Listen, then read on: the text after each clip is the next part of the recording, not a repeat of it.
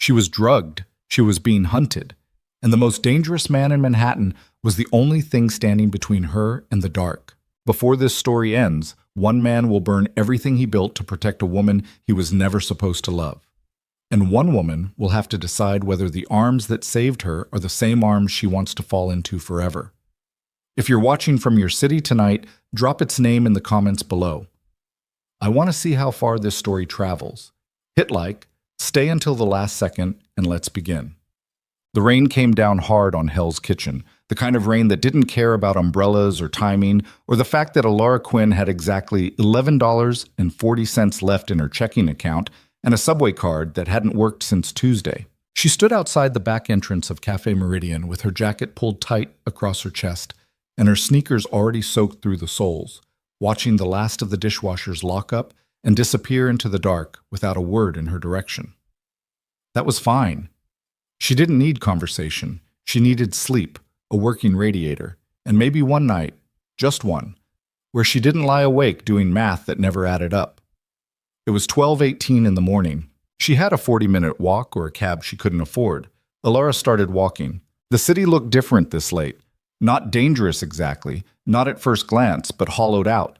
Like the daytime version of New York had packed up and left, and what remained was the version that didn't bother pretending.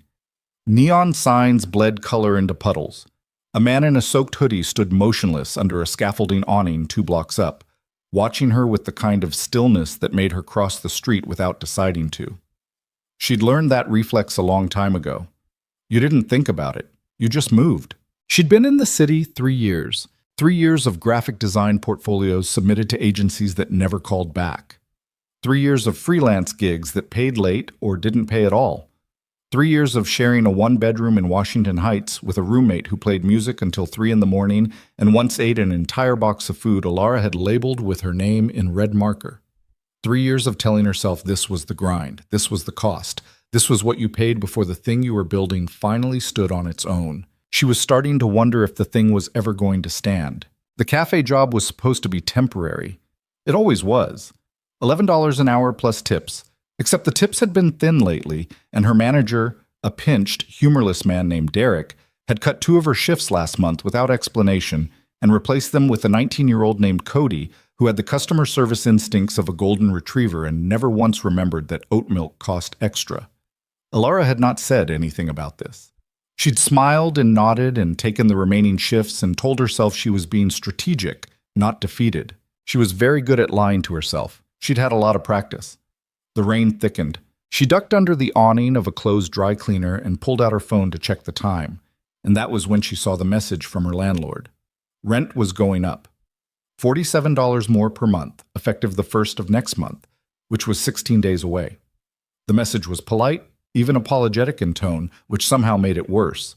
She stood there reading it twice, the screen going blurry at the edges, and then she put the phone back in her pocket and stood very still for a moment with her jaw tight and her eyes fixed on the middle distance. Then she kept walking. She'd been handling Martin Hale for about 3 months. That was the word she used in her head. Handling. Because it was precise and because it kept the thing at a distance where she could manage it. He was a regular at the cafe, always the corner booth, always the same order, black coffee, no food, sometimes a glass of water he never touched.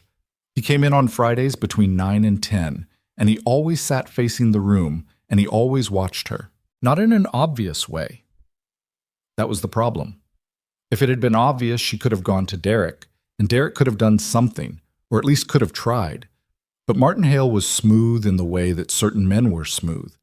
The kind of smooth that was the product of long practice, of having learned exactly how much attention to pay before it crossed a line anyone could point to.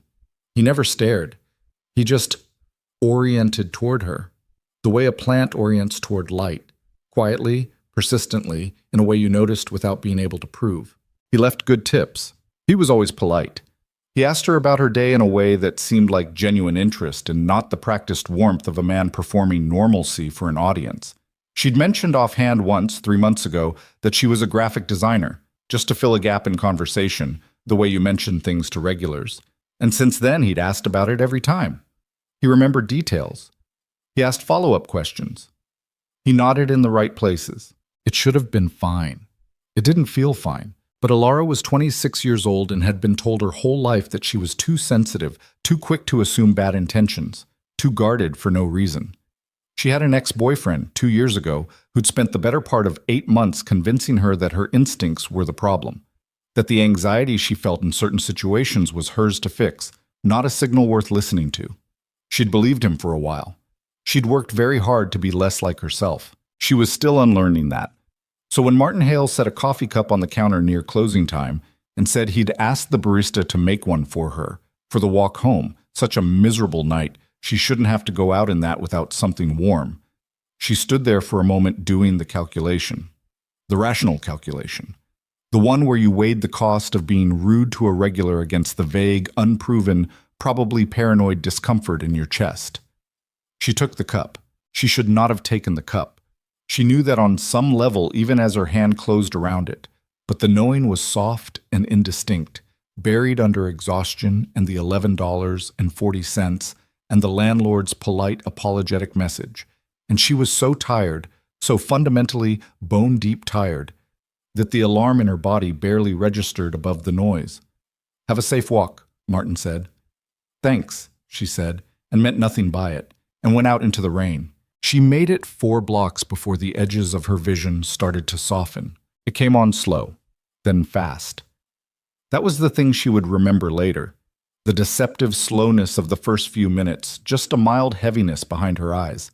The kind of fatigue that made sense at 12:30 in the morning after a 6-hour shift. She thought maybe the walk in the rain was catching up with her. She thought maybe she needed to eat. She stopped at a corner and blinked hard and looked at the street sign overhead and found she had to concentrate to make the letters stay still. Then the sidewalk tilted, not dramatically, not like a movie, just a slight nauseating shift in the angle of things, like the ground had decided it was no longer interested in being level. Alara grabbed the nearest surface, which turned out to be a chain-link fence bordering a construction site, and held on with both hands while the world recalibrated itself around her. Her heartbeat was loud in her ears. Her hands felt distant, like they belonged to someone else and she was just borrowing them. Something is wrong. The thought arrived clear and cold through the gathering fog. Something is very wrong. She turned, slowly, carefully, holding the fence, and looked back the way she'd come. The street was mostly empty. The rain was still falling. The neon of a bar sign a block up threw broken red light across the wet pavement. And there, half a block behind her, walking at an unhurried pace under a black umbrella, was Martin Hale. He was watching her. He wasn't pretending this time. Alara turned back around and pushed off the fence and tried to walk faster, and her legs answered the instruction with a delay that terrified her, like the signal from her brain was traveling through something thick and resistant before it arrived. She made it another half block. The rain was in her eyes. She could feel her knees threatening to buckle with every step, and she was fighting them through sheer, furious will, her teeth clenched, her breath coming in short, ragged pulls. She tried to reach for her phone and couldn't get her fingers to work the zipper of her jacket pocket. She was going to fall. She could feel it the way you could feel a wave before it hit, the certainty of it, the physical inevitability. And there was no one on the street, no one close enough to see her, and Martin Hale was behind her, and he knew exactly what was happening because he had made it happen, and the headlights came from nowhere. A black SUV, moving fast, cut across the intersection 40 feet ahead of her and braked hard, the tires throwing water. It sat there for half a second, engine running. Then the driver's side rear door opened and a figure stepped out into the rain. And Alara's first thought, through the fog and the panic, was that he was large, genuinely, unusually large.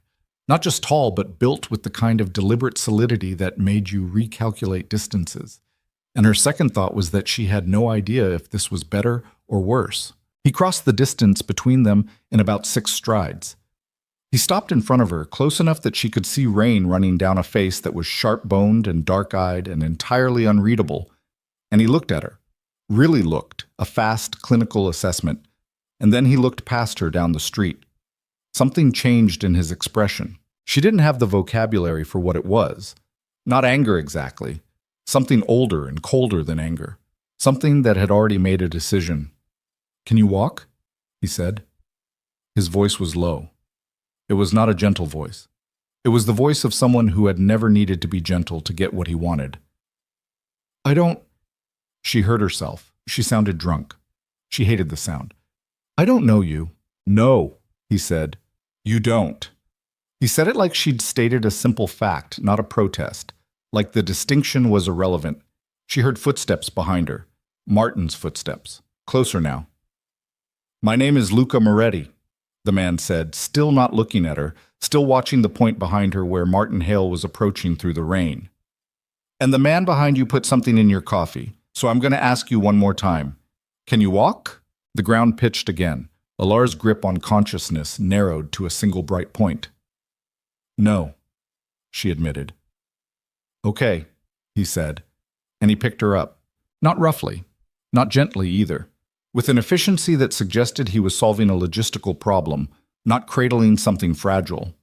She was against his chest with one arm under her knees and one at her back before she'd finished processing that it was happening, and her body, exhausted, frightened, losing the fight with whatever Martin Hale had put in that cup, made a decision she hadn't authorized and went still. She heard voices behind her.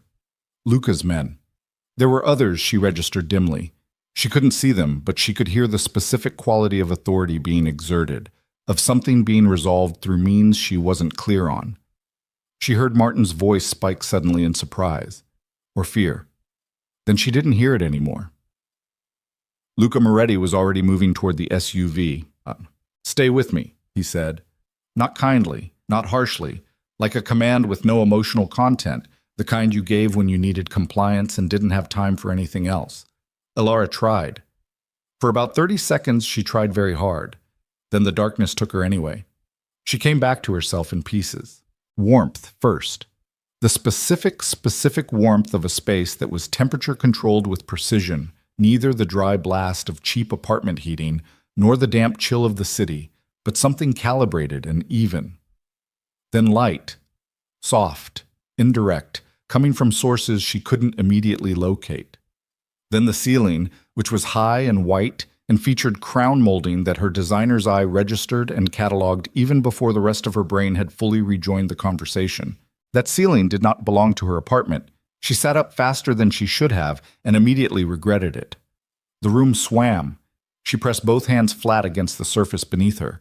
A bed, enormous, with sheets that had a thread count her fingers couldn't quantify, and breathed through the dizziness until it settled. The room was large and spare and expensive in the way that truly expensive things were, not cluttered with proof of their own cost, just simply and obviously occupying a different tier of material reality. A floor-to-ceiling window across from her showed Manhattan at night, a grid of lights that from this height looked like something spread out for examination, not a city you lived inside of. She was high up, very high up. There was a glass of water on the nightstand with a folded note beneath it. She picked up the note. Drink the water. It will help. You are safe. When you're ready, come out. No signature. She didn't need one. She drank the water. She sat for another minute, taking stock. Her jacket and shoes had been removed. Everything else was intact. She noticed this with a detached precision, checking the inventory of herself the way you checked a room after a storm, not with relief exactly, but with the particular quiet of someone who'd been braced for worse. The nausea was retreating. Her head still felt packed with something dense and uncooperative, but she could think in straight lines now, and the immediate animal terror of the street had compressed itself into a tight, manageable knot somewhere in her sternum that she knew from experience she could carry. She got up. She was steadier than she expected. She crossed the room to the door, which was closed but not locked, and opened it onto a hallway that continued the visual language of the bedroom. Understated, impeccable, lit by recessed fixtures that threw warm light downward in a way that felt almost architectural in its deliberateness. She followed the hallway to the end and came out into a living room. It was not the living room of someone who wanted you to know they were wealthy. It was the living room of someone who had stopped thinking about it long enough ago that the question of display no longer applied. The furniture was minimal and clearly chosen rather than assembled. A low sofa in dark gray, a glass-topped coffee table with 3 books stacked on it, a rug that Alara's eye read immediately as handmade and old. The walls held art, not prints, not reproductions, actual paintings of varying scale arranged with the careful asymmetry of someone who understood composition. She stood in the doorway for a moment and looked at all of it and thought, I am in the home of someone who is not like any person I have ever met. You're up. She turned. Luca Moretti was in the kitchen, which occupied the far end of the open-plan space behind a marble island. He had changed out of his wet clothes into dark pants and a plain dark shirt with the sleeves pushed to the elbow, and he was standing at the stove with his back partially turned, not looking at her, doing something with a small saucepan. He looked, in this context, both more and less dangerous than he had in the rain. More, because she could see him clearly now. The structure of him, the complete and total absence of uncertainty in the way he occupied physical space, the way men who had never once in their lives been unsure of their own authority tended to occupy it. He was in his mid-30s, she thought. Dark hair. The face she'd half seen on the street was sharper in the light, all angles and shadows, the kind of face that had never been pretty and had never needed to be. Less dangerous because he was making her tea. She realized this a moment after she'd registered the saucepan. The smell hit her then. Chamomile, something else. Faintly sweet. You didn't have to do that, she said. I know. He didn't turn around. Sit down. She thought about the multiple different responses available to her and chose none of them and sat down on the edge of the gray sofa. The coffee table books were face up, Stoic philosophy, a monograph on Basquiat, a collection of essays on urban architecture. She stared at them for a moment with an expression she was glad no one could see. Luca came around the island and set a mug in front of her on the coffee table. Then he sat in the chair opposite. Not close, not a comfort distance, more the distance of a meeting. And he looked at her with dark eyes that were doing something she couldn't classify, some kind of assessment that was thorough without feeling intrusive. How are you feeling? He said. Like I was drugged, she said. Yes. No apology in it, just acknowledgement. Do you know what he gave me? Probably flunitrazepam. My people are handling that. Your people, she repeated. She looked at him steadily. Who are you exactly? I told you my name. Luca Moretti, she said. I heard you. I'm asking what that means. Something shifted in his expression. Not discomfort. She didn't think discomfort was in his range, but a kind of attentiveness, like the question had interested him slightly. He leaned back in the chair and looked at her with his forearms resting on his knees and said, What do you think it means? I think, Alara said carefully, that you arrived at the exact right moment on an empty street in the middle of the night with multiple people who made Martin Hale disappear in about 30 seconds. She paused.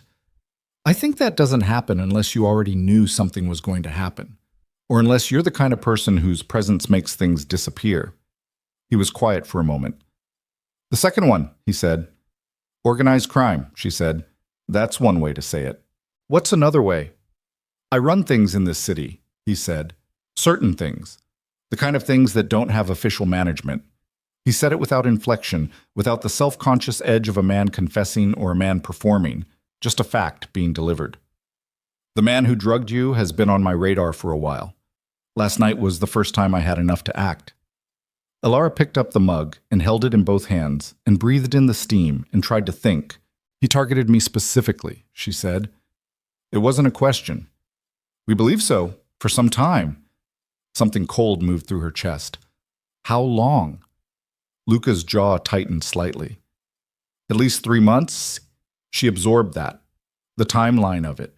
Every Friday, every carefully calibrated interaction, every question about her design work, every good tip, every small performed kindness that she'd almost convinced herself she was imagining wrong. She had not been imagining it wrong. What happens to him now? She said. Luca looked at her. He won't come near you again, he said. That's not what I asked. No, he said. It's not. The silence held between them for a moment. She understood then, with a clarity that surprised her with its steadiness, that the question of Martin Hale's fate was not actually the question she needed answered. She understood what Luca was telling her, and she understood that she was sitting in the home of a man who had the authority to tell it. And she found, checking the inside of herself for the expected horror, that what she felt instead was something flat and absolute and hard. Good. She didn't say it out loud. She didn't have to. You can stay here tonight, Luca said. There's a second bedroom. No one will come in. He said this with a directness that made clear the statement was not an offer in need of negotiation. It was a logistical arrangement being communicated. In the morning, I can have someone take you wherever you need to go. I need my jacket and shoes, she said. Closet by the front door. She nodded. She should have left. She knew she should have left. Every sensible instinct she had, the ones her ex-boyfriend had spent 8 months trying to talk her out of, and the ones she'd spent 2 years rebuilding, was generating a quiet, firm signal that said, "You don't know this man. You don't owe this man. You get your shoes, and you thank him, and you go." She knew how to leave rooms. She'd been leaving rooms her whole life. She didn't leave. She sat there with her hands around the mug and looked out the floor-to-ceiling window at the grid of Manhattan lights below and said, "Why were you watching him, Martin? What put him on your radar?" Luca was quiet for a long moment. "Someone I knew," he said finally, "a long time ago." He said it the way you said things that had been compressed down to their smallest possible form through years of not saying them. She didn't have anyone watching. Alara looked at him. He wasn't looking at her. He was looking at the window, at the city, at something in it or past it that she couldn't see. She thought about 3 years of learning to carry things without putting them down. She thought about the weight of knowing you'd almost been right about your own instincts, but almost wasn't the same as being listened to. She thought about the woman he'd just referenced, the compressed grief of that single sentence, the way some losses reduced themselves over time into one short thing you said and then stopped. She did not ask him to say more. "Okay," she said. "I'll stay tonight." He nodded. He got up and took his own glass to the kitchen without another word, and Alara sat in the enormous quiet of his penthouse and looked out at the city that had never once looked back and felt something she hadn't felt in longer than she could accurately account for. Not safe, exactly, but seen. She told herself it was the aftermath of the drug, the disorientation of the night, the simple human response to having been frightened and then not frightened. She told herself it would look completely different in the morning light. She was right about that. It would look different in the morning light. But different wasn't the same as wrong. She didn't sleep much. The second bedroom was exactly what Luca had described. Spare, clean, private, the door with a lock she used, and she lay on her back in the dark for hours, watching the city light shift across the ceiling and running the night through her head in pieces. The moment she took the cup, the moment her vision had gone soft, the moment she'd turned and seen Martin behind her with the umbrella and the absence of pretense. The moment Luca Moretti had asked if she could walk and she'd said no, and he'd picked her up like the answer was the simplest thing in the world. At some point before dawn, she fell into a short, dense sleep with no dreams she could remember. She woke to light and the smell of coffee. Real coffee. Not cafe coffee, not the burned bottom smell of Cafe Meridian's ancient commercial machine, but something that suggested a French press and beans ground that morning, and a person who had decided coffee was worth doing right. She found her jacket and shoes by the front door exactly where he'd said. She put them on and stood in the entryway for a moment with her hand not quite on the door handle, listening to the sounds from the kitchen. Quiet, unhurried, the sounds of a person who lived alone and had constructed a morning routine that required no audience. She went to the kitchen. He looked up when she came in. He was standing at the island with a mug and a newspaper, an actual physical newspaper, which she registered with a blink. And he looked at her in the morning light with the same opaque attentiveness he'd shown the night before. "Coffee?" he said. "Yes," she said, because she had never in her life turned down coffee, and she wasn't going to start now. He poured her a cup and set it on the island and went back to his newspaper. She sat down on one of the island stools and wrapped her hands around the mug and looked around the kitchen in the morning light and thought, "This is the strangest thing that has ever happened to me." The kitchen was extraordinary. Professional-grade range, marble counters that weren't decorative, a knife block with actual useware on the handles. Someone cooked seriously in this kitchen. Someone had opinions about it. "You cook," she said. "Yes." "Yourself." "Usually." "Huh." She looked at the knife block. "I would not have guessed that." He turned a page of the newspaper. "What would you have guessed?" "I don't know. People who bring food in? Chefs on call?" She paused. "Someone else's kitchen." "I grew up cooking," he said. Not defensively, not warmly either, just offered, like a data point. "It's something I do." She sat with that for a moment. "Alara Quinn," she said. In case you didn't already know my full name. I know your full name, he said without looking up. Of course you do. She drank her coffee. It was very good. And you're going to tell me this is a one-time thing, that someone takes me wherever I need to go, and that's the end of it. He put down the newspaper. He looked at her directly, and there was something in the look that was different from the look on the street and different from the look last night. Something that was trying to be neutral and wasn't entirely succeeding. And she filed that away with the precision of a person who had learned to pay attention to what other people were trying not to show. That depends, he said. On what? On what you want it to be. Alara Quinn looked at Luca Moretti across a kitchen island in a penthouse 37 floors above Manhattan, with a good cup of coffee in her hands and the wreckage of last night still fresh in her nervous system, and a future that as of 16 days from now was going to cost $47 more per month than it currently did. She thought about the look on Martin Hale's face when he'd seen Luca step out of that SUV. She thought about the way the pretense had dropped. She thought about what it meant that someone had been watching her for 3 months, and the city had not noticed, and this man had. I want to know what happened to him, she said. Martin. Luca held her gaze. I already told you what happened to him. I know what you told me, she said. I'm asking you to say it. A long pause. The city sounds drifted up from 37 floors below. A siren, somewhere distant. The structural murmur of a building this size settling into the morning. He won't hurt anyone again, Luca said. Ever. The finality in it was absolute. And Alara Quinn, who had spent 3 years in a city that kept looking away, who had carried every alarm and every instinct and every shred of herself for so long without anyone to help her hold the weight. Alara Quinn held Luca Moretti's gaze and said nothing. She didn't need to. She reached for her coffee. He reached for his newspaper. And in the quiet of that morning, in the strange and unexpected stillness of a life that had just turned on its axis, neither of them acknowledged what they both already felt beginning. But it had already begun. That much was certain. The only question now was what they were going to do about it. And neither of them was ready to answer that yet. Not yet. She left at 9:17 in the morning. Luca had offered a car and she'd said yes because her legs were still not entirely trustworthy and because declining felt like a performance of independence she hadn't earned back yet.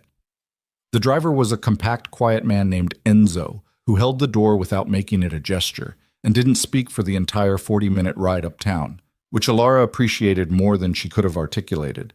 She sat in the back of the black sedan with her jacket zipped and her coffee still warm in her memory, and watched Manhattan slide past the tinted windows like a film she was watching from outside rather than a city she lived in. She got out on her block in Washington Heights and stood on the sidewalk until the car disappeared around the corner, and then she went upstairs and stood in her apartment doorway for a long moment, just looking at it. It was small. It had always been small, but it had never felt quite this small before, which was the penthouse's fault, and she knew it and resented it slightly. Her desk in the corner with the monitor she'd bought secondhand and the sketch pad she'd been filling since art school. The shelf with the design books she'd collected over 3 years at half price and full price, and occasionally from sidewalk free boxes. The window that faced the brick wall of the adjacent building and let in about 90 minutes of direct light per day if the angle was right and the season cooperative. Her roommate, Jess, was still asleep. The music had stopped. The apartment was quiet. Alara sat down at her desk and opened her laptop and looked at her inbox and found nothing in it that required her immediate attention and nothing in it that offered her any money. She closed the laptop. She put her hands flat on the desk and looked at the wall above her monitor, where she'd taped a printout of a design she'd done 2 years ago that she still thought was the best thing she'd ever made. Clean, uncluttered, a branding concept for a fictional company she'd invented just to have something to show agencies. 18 rejections from those agencies, the last of which had said politely that her work was interesting but not quite what they were looking for right now. She'd left the printout up anyway. She didn't know yet if that was stubbornness or delusion. She went to the bathroom and washed her face with cold water and looked at herself in the mirror. She looked like someone who'd been through something and slept a few hours at the far end of it. Her eyes had a rawness around the edges she recognized. Not crying, just the specific wear of a night that had asked a lot. She dried her face and went back to her desk, and this time she opened her design software and worked for 3 hours without stopping, not on anything commissioned, just working, which was what she did when she needed her brain to go somewhere her body couldn't follow. Her phone buzzed at 1 in the afternoon. Unknown number. She stared at it through 2 full rings before she answered. This is Alara. I know. Luca's voice. Even through the phone it had that quality. Not loud, just present in a way that didn't leave room for doubt. How are you feeling? Better. She paused. How did you get this number? You left your jacket in my car. She looked at the hook by her door. Her jacket was not on it. Enzo has my jacket. He does. He can bring it whenever's convenient. That's a very elaborate way to get someone's phone number. A short pause that might have been the beginning of something but didn't develop into it. I wanted to know you were home. She sat with that for a moment, the directness of it. No softening, no pretense of a practical reason. I'm home, she said. Good. Another pause. There's something you should know. About Martin Hale. Her grip on the phone tightened slightly. Tell me. Not over the phone. Are you free this evening? She almost said, free for what exactly? She almost said, I work tonight. Both were true, and both felt wrong, as the first thing out of her mouth. What she actually said was, I have a shift at 6. I'm off by 11. I'll send a car at 11:15. Luca. She stopped. You can't just send cars at me. I don't... She looked at the wall, at the printout, at the design she'd made that no one had wanted. I don't know how to do this. Whatever this is. Neither do I, he said. She hadn't expected that. 11:15, she said finally. Yes. He hung up without goodbye, which she was beginning to understand was not rudeness, but simply the way he operated, efficiently, without social filler, trimming everything down to what was necessary. She sat with the phone in her hand for a moment after the call ended and thought about what that meant about a person, and couldn't decide if it frightened her or interested her, or both simultaneously, which was its own kind of answer. The shift was bad, not catastrophic bad, just the particular sustained bad of a Friday night where every table turned over fast, and the kitchen was backed up, and Derek stood at the service counter with his arms crossed, doing the thing he did when he wanted everyone to know he was monitoring the situation without actually doing anything about it. Alara moved through it the way she moved through all of it, economically, keeping the volume in her head low enough to function, and she took her tables and kept her orders straight and smiled at the right moments and collected her tips and thought about very little except the mechanics of the next 5 minutes. Around 9 o'clock, she looked up from the counter where she was waiting on 2 cafe lattes and found herself looking at Martin's booth. Empty. Obviously empty. He wasn't coming back. She knew that with a certainty that went all the way down to bedrock. She looked at the empty booth for 1 full second, and then she looked away and picked up the lattes and kept moving. At 11:10, she was outside with her apron in her bag and the night air on her face, and the black sedan was already there when she came out, which meant Enzo had arrived early and was sitting with the engine off and the patience of a man who had spent years waiting on someone else's schedule. This time, she got in without hesitation. Luca was not at the penthouse when she arrived. Enzo took her up and let her in with a card key and said, with the maximum economy of words, 20 minutes, and then left. Alara stood in the entryway and looked at the living room, and then walked to the kitchen and found a plate of food covered with a cloth on the island.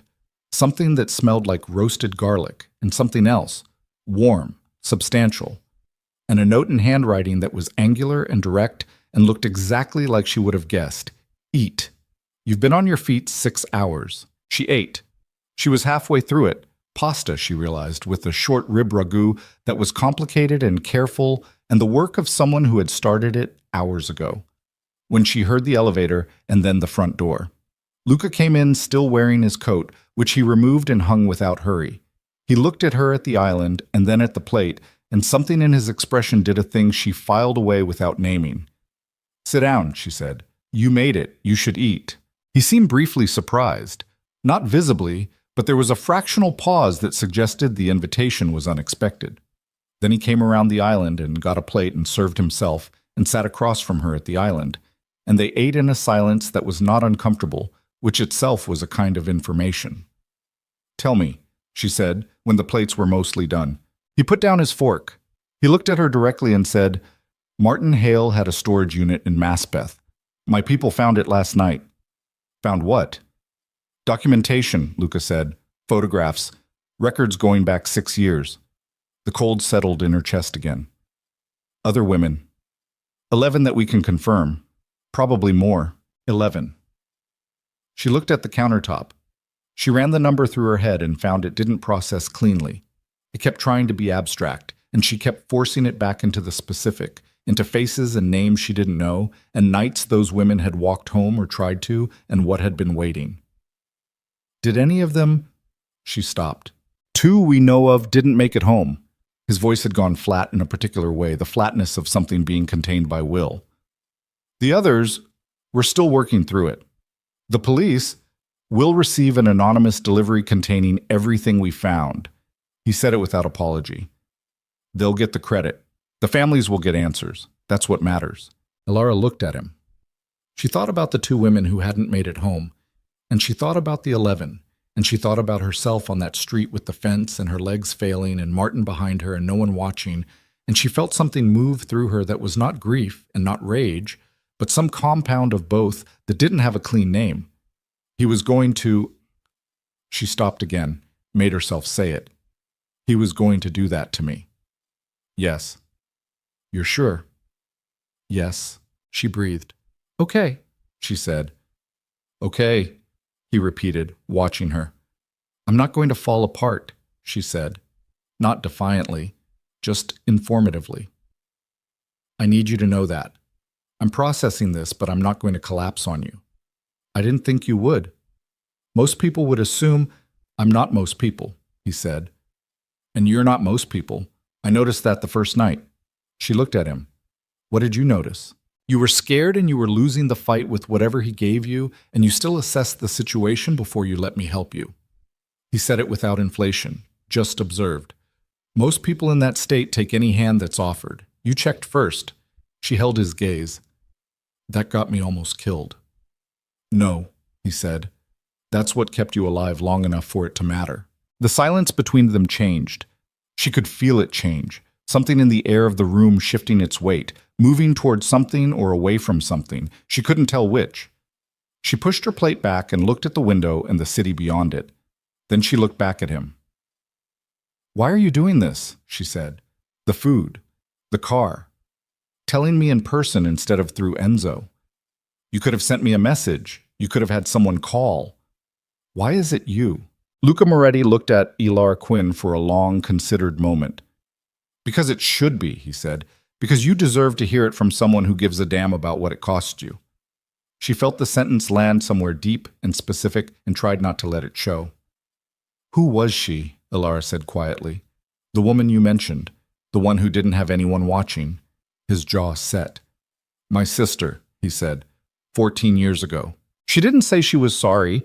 She'd never liked that reflex, the automatic apology for things that were not your fault and could not be your fault, the social cushioning that was more for the speaker's comfort than the listener's. She looked at him instead, steadily, and let the weight of it sit between them without trying to reduce it. She survived, Elara said. She did. A pause. Differently. Elara nodded. She knew what differently meant. She didn't need a glossary. Luca. She said his name, and it felt different out loud than it had in her head all day. More real, more weighted. I need to ask you something, and I need you to answer it honestly, even if the honest answer is complicated. Go ahead. Am I safe here?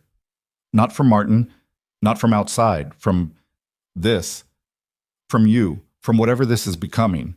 She met his eyes. Because I've been wrong about that before. About people.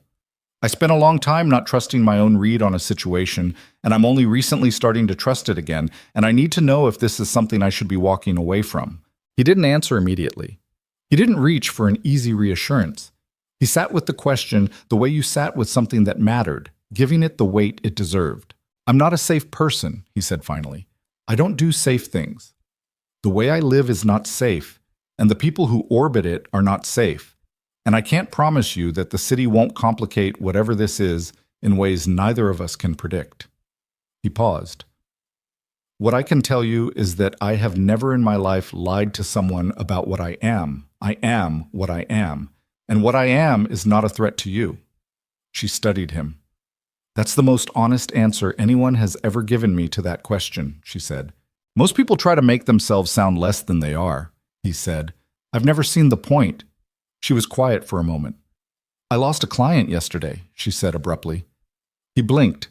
The subject shift seemed to catch him slightly off guard, which she suspected did not happen often.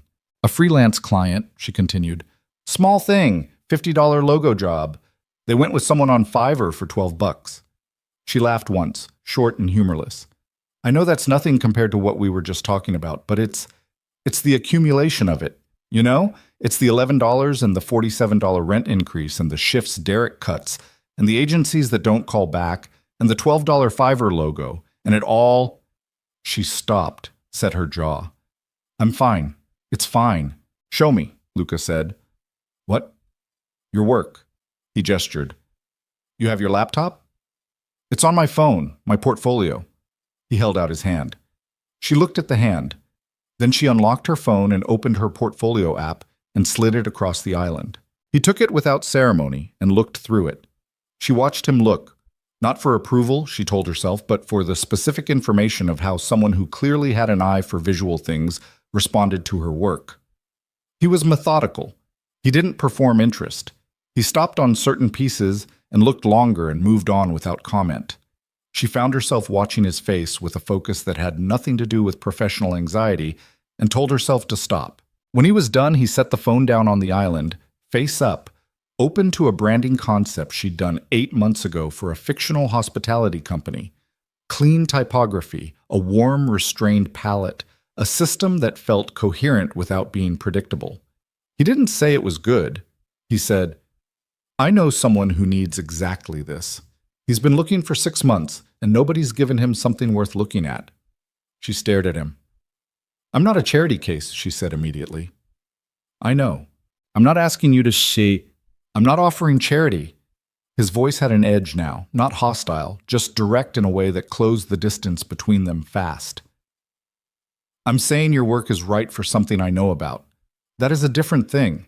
You can say no. She picked up her phone and looked at the piece he'd left it open to. She had spent 8 months on that concept. 8 months.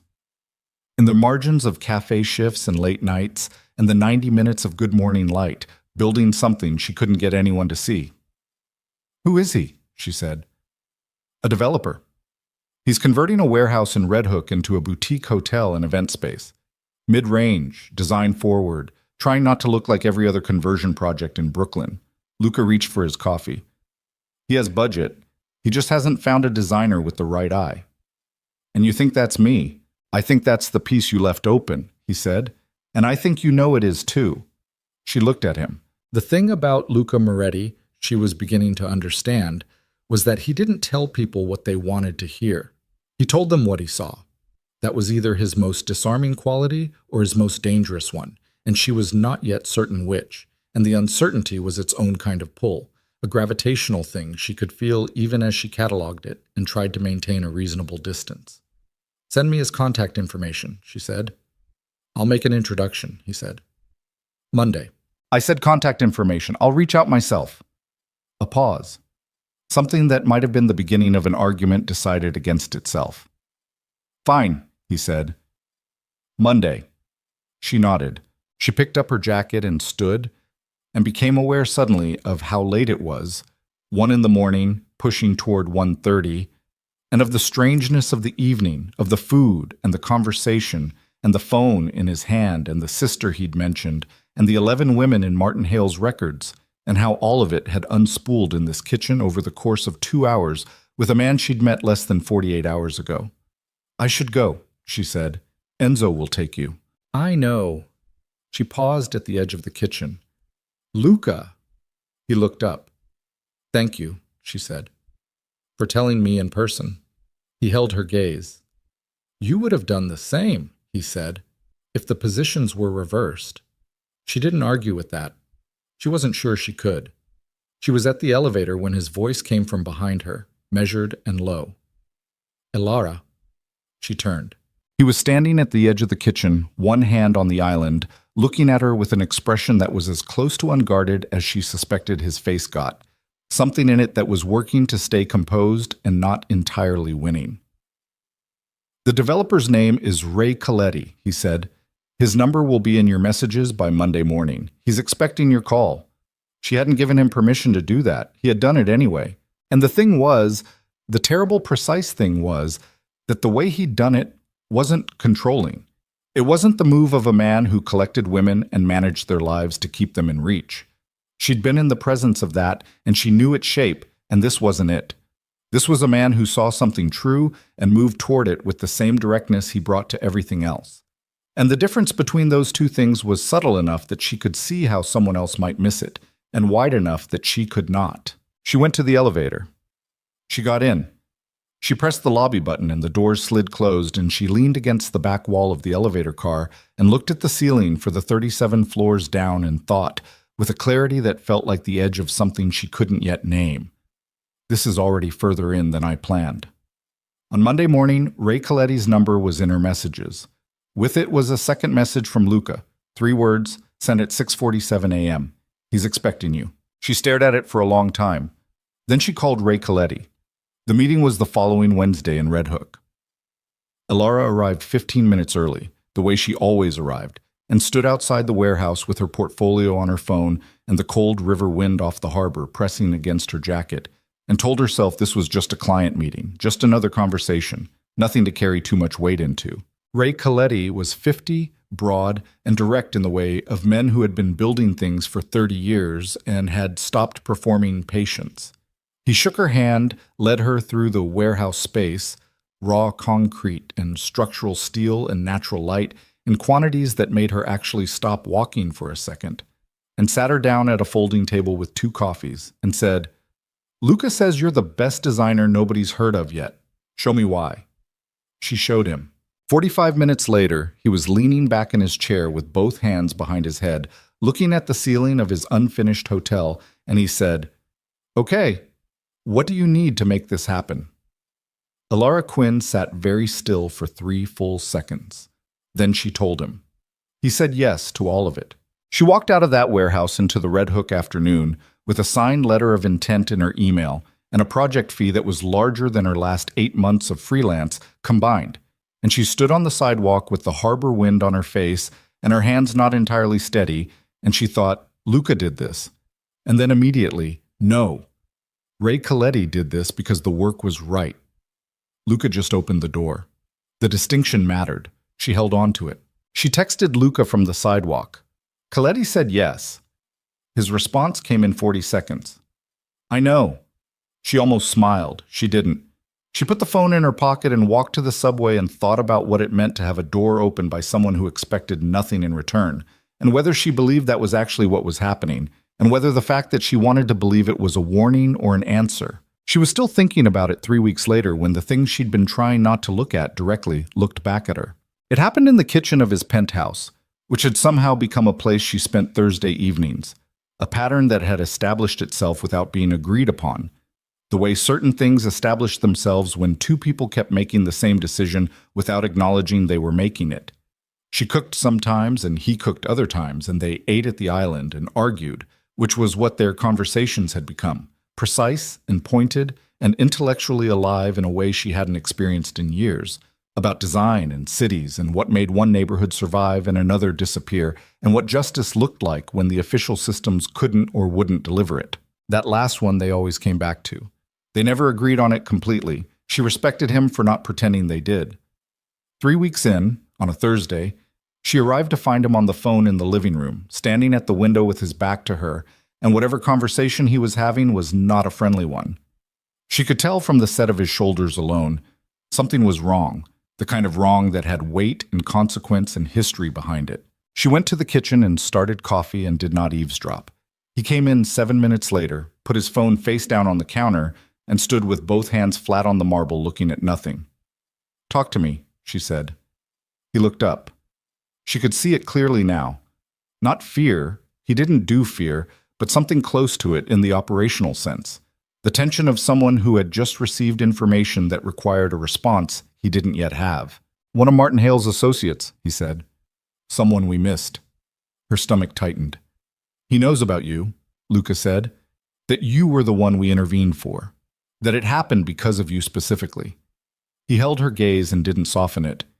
He's been asking questions. What kind of questions? The kind people ask when they're deciding whether to do something. The kitchen was very quiet. So I'm not actually safe, she said. You are, he said, with a force that didn't quite manage to cover the edge beneath it. You will be. I'm handling it. Handling it, she said. Like you handled Martin. Yes. She looked at him. Luca. Her voice was steady. She needed it to be steady. How many people are going to disappear because of me? He crossed the kitchen in 4 steps and stopped in front of her, close enough that she had to tilt her head slightly to hold his eyes. And he said with a quietness that was more emphatic than volume, "This has nothing to do with you. This is my world. This was always my world. You did not bring this, and you are not responsible for it, and I will not let you carry it." She held her ground. She didn't step back. "But I'm in it now," she said, "whether you intended that or not." A silence. "Yes," he said, "you are."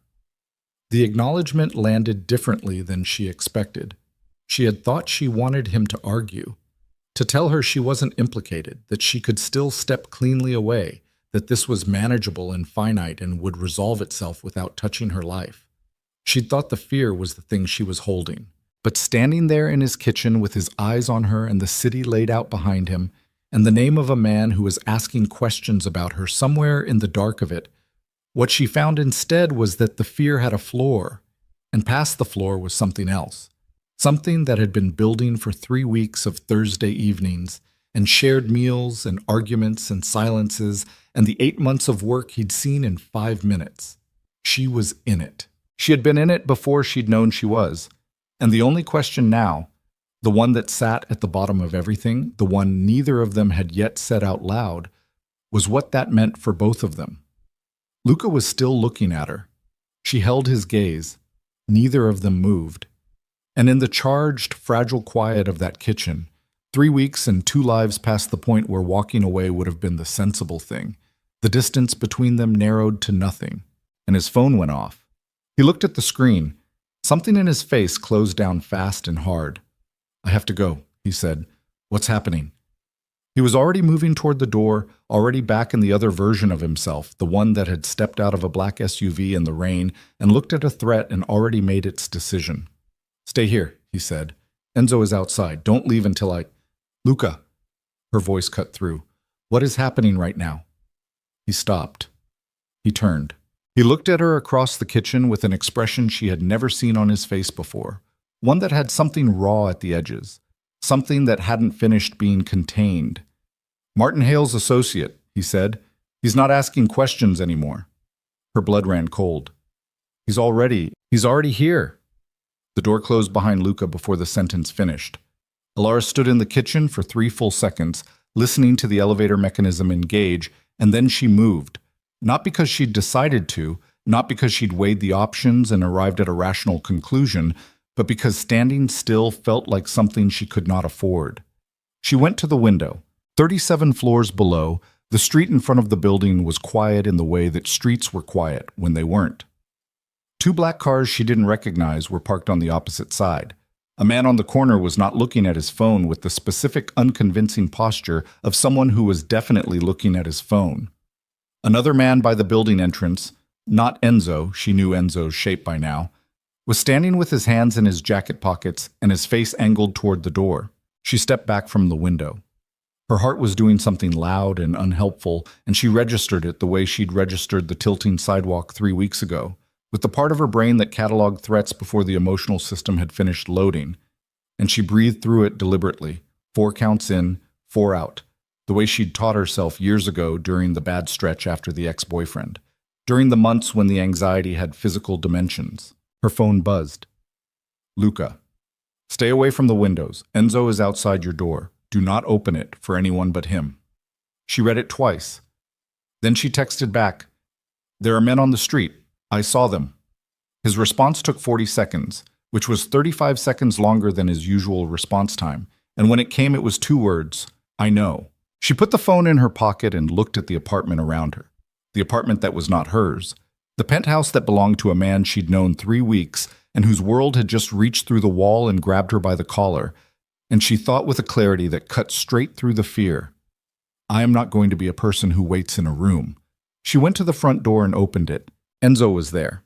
He was leaning against the wall opposite with his arms crossed, and his face arranged in the particular blankness of a man who had done this before, who had stood outside doors in the middle of tense situations enough times that it had become just another configuration of his job. He looked at her and said nothing. "Who is he?" Alara said. "The associate." "Ma'am, don't." She held up one hand. "Don't do that. Tell me who he is." Enzo looked at her for a moment with an expression that was assessing something, deciding something. "His name is Danny Reese," Enzo said. He ran logistics for Hale's operation, procurement, transport. A pause. He knew where the bodies were. The phrase landed with physical weight. "Literally," she said. "Yes," she breathed. "And he's here because of me." "He's here because Mr. Moretti's people moved on Hale," Enzo said carefully. "You were the inciting event. You weren't the cause." "That distinction is very fine right now," she said. Enzo said nothing. She went back inside. She did not go to the window again. She sat on the gray sofa in the dark with the city lights doing their cold grid below and her hands clasped between her knees, and she thought about 11 women and 2 who hadn't made it home, and Danny Reese who knew where the bodies were and the sound of Luca's door closing on an unfinished sentence. She thought about Ray Coletti's warehouse and the signed letter of intent and the project fee and the 45 minutes that had shifted the gravity of her entire professional existence. She thought about Thursday evenings and arguments about cities and justice and the way Luca looked at her work with the focused attention of someone who was actually seeing it, not performing the act of seeing it. She thought about this distance in his kitchen that had narrowed to nothing before his phone went off. She was still sitting there at 2:47 in the morning when she heard the elevator. The door opened. Luca came in and he was not physically damaged. She checked that first, automatic and immediate, and felt something loosen in her chest at the confirmation. But he was carrying the night on him the way you carried weight that hadn't resolved. His coat was off. His jacket was off. His shirt was intact and his hands were clean and his face was doing the contained things she'd learned to read as the effort of keeping a great deal in a very small space. He saw her on the sofa and stopped. "You were supposed to stay in the—" "I'm not in the bedroom," she said. "I'm on the sofa. That's as much compliance as I had available." He looked at her for a moment. Something in his face shifted.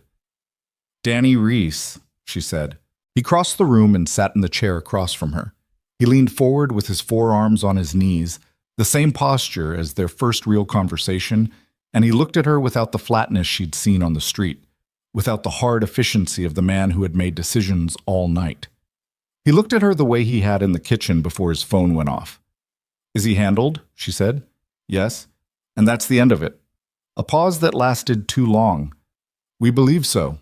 "You believe so?" She held his eyes. "That's different from yes. There may be others in Hale's network we haven't fully mapped. We're working through it." He said it evenly. "I'm not going to lie to you about the timeline." "I know you're not." She unclenched her hands. "That's the problem, actually. You're very honest about terrible things, and it makes it very hard to—" She stopped. "Hard to what?" She looked at him. The room was dark except for the city light coming through the windows, and it did something to the lines of his face, made him look less like a man who ran things in this city and more like a man who was tired in a way that had accumulated over years, the kind of tired that had nothing to do with the hour. "Hard to keep a sensible distance," she said. He was quiet. "I'm not asking you to," he said finally. "I know you're not." She looked at the window. "That's the other problem." The silence that followed had a texture to it. Not uncomfortable, not easy, but present in the way of things that were real and couldn't be made smaller by ignoring them. She heard him breathe. She heard the building. She heard the city 37 floors below, doing what cities did at 3 in the morning, continuing its incomprehensible project of itself. "Get some sleep," he said. "The second bedroom." "Luca." He stopped. She looked at him. "I don't want the second bedroom," she said. The words sat between them, not a plea, not a performance, just a fact delivered the way he delivered facts, stripped down to the thing itself. He looked at her for a long moment, and she watched his face do something she had not seen it do before. Not the controlled assessment, not the contained efficiency, but something that moved through it like weather, like something giving way. He stood up. He crossed the space between them. He sat beside her on the sofa, close, not touching, the distance of a question that hadn't been answered yet. And he looked at her in the dark with the city laid out behind him and said, "You should know what you're walking into." "I do know," she said. "No," he said, and his voice was quiet and direct and stripped of everything except the thing itself. "You know the surface of it. The surface is already significant, but there are depths to this life I haven't shown you because 3 weeks is not enough time and because some of it is not." He paused. "It's not easy to witness, even for people who are used to difficulty." "Are you trying to warn me off?" she said. "I'm trying to be honest with you." "Those aren't always different things," she said. He held her gaze. "No," he said. "They're not." She reached out and put her hand on his, and the contact was simple and deliberate, and she felt him go very still beneath it. Not the stillness of someone pulling away, but the stillness of someone who had not been touched like that in a long time and was processing it from somewhere deep. "I'll take the depths," she said. "That's what I'm telling you."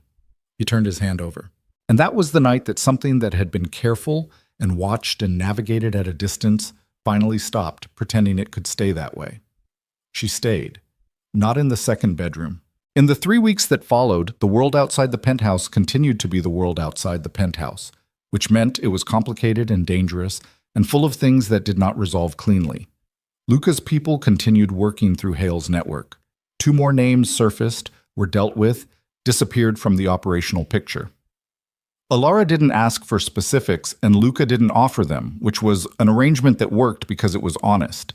She understood what she wasn't asking about and why, and he understood what she was trusting him with by not asking. She moved some of her things into the penthouse. Not all of them. Not formally. A drawer, which became 2 drawers, which became a section of the closet and a corner of his office for her design setup. The shift happened gradually and then obviously, and neither of them declared it, which was how both of them preferred it. Not a negotiation, just a series of true things accumulating. The Coletti project consumed her. She worked on it with the focused intensity of someone who had been waiting years for exactly this. The right space, the right client, the right scale. She was in Red Hook 3 mornings a week looking at raw concrete and measuring sight lines and arguing with Ray Coletti about palette decisions with a confidence she hadn't known she had until it was needed. Coletti, who had spent 30 years being argued with by people who didn't know what they were talking about, seemed to find her arguments worth having. He told Luca, "She's the real thing." Luca told Alara. Alara filed it away and kept working. The first crack appeared on a Tuesday. She was in the penthouse office at 7 in the evening with her laptop and her Red Hook files spread across the desk when she heard Luca come in from whatever the day had been. She could tell from the weight of his footsteps. She'd learned his footsteps, which was the kind of intimate and inadvertent knowledge that accumulated when you shared space with someone, and she'd stopped being unsettled by it, that something was off. She came out of the office. He was standing in the kitchen with a glass of water, and he was looking at the counter with an expression she hadn't seen before. Not contained tension. Something older than that. Something with history in it. "What happened?" she said. He looked up. He assessed her for half a second in the way he sometimes did before deciding how much to say. "A man named Victor Rael reached out today," he said. She crossed the kitchen and sat at the island. "Who is he?" "He runs distribution on the east side. We've had an arrangement for several years." He set down the glass. "He wanted to renegotiate terms." "And that's unusual?"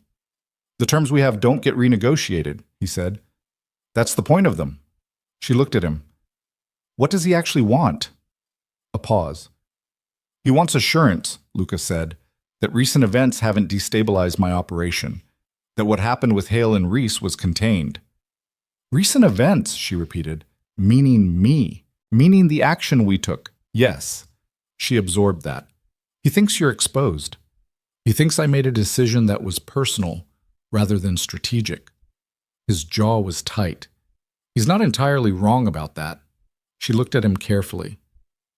"Are you telling me," she said slowly, "that the fact that you helped me, that the reason you were on that street is being used by someone in your world to argue that you're compromised?"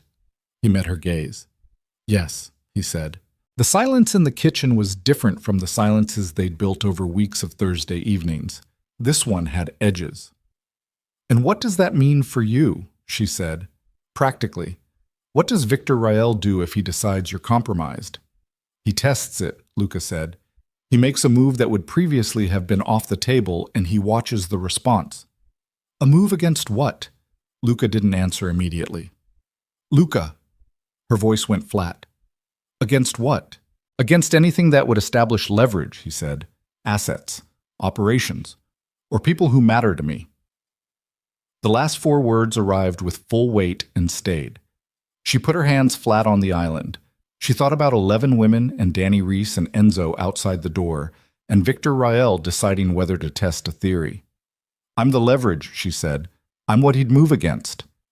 I will not let that happen. I know you believe that. She looked at him. But that's not what I asked. He held her gaze. Yes, he said. Potentially. She stood up. She walked to the window.